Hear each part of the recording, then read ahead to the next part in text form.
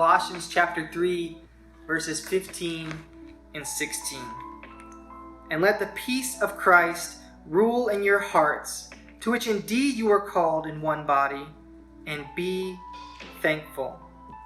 Let the word of Christ dwell in you richly, teaching and admonishing one another in all wisdom, singing psalms and hymns and spiritual songs with thankfulness in your hearts to God.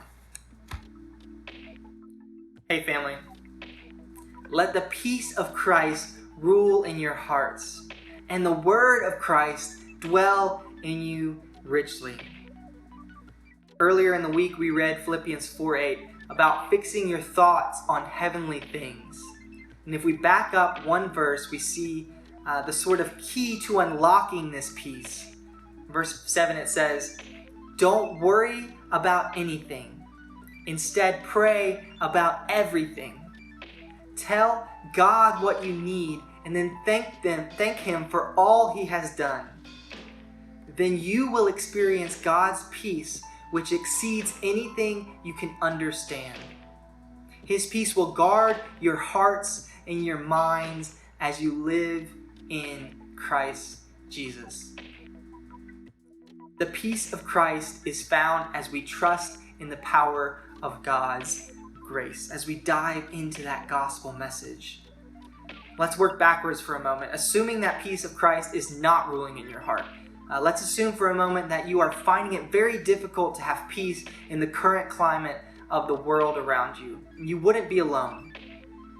Working backward, my first question would be, are you cultivating a lifestyle of thankfulness?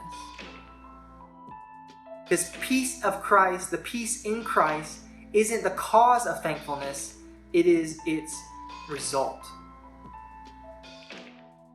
Thankfulness causes peace. So here are some ways to cultivate a life of thankfulness, making them a regular practice for you. Sing it to God, singing hymns, psalms and hymns and spiritual songs to God, singing your thankfulness to God in every season of life regularly, sharing it with others, teaching and admonishing one another. Speak your thankfulness for God and for those around you out loud, seeking the unity of the body. Store it in your heart. Dive into the gospel, into the word of Christ, and let it dwell in you richly. Search it out. Peace is what you have been called to. So as you search out thankfulness in life, no matter the season or circumstance, you will be sure to find peace. I think those all started with S.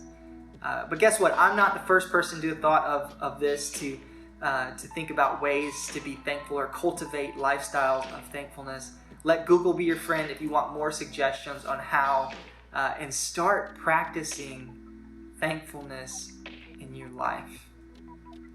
Singing it, sharing it with others, searching it out, seeking it in the Word, whatever those S's were, start practicing thankfulness. See you tomorrow.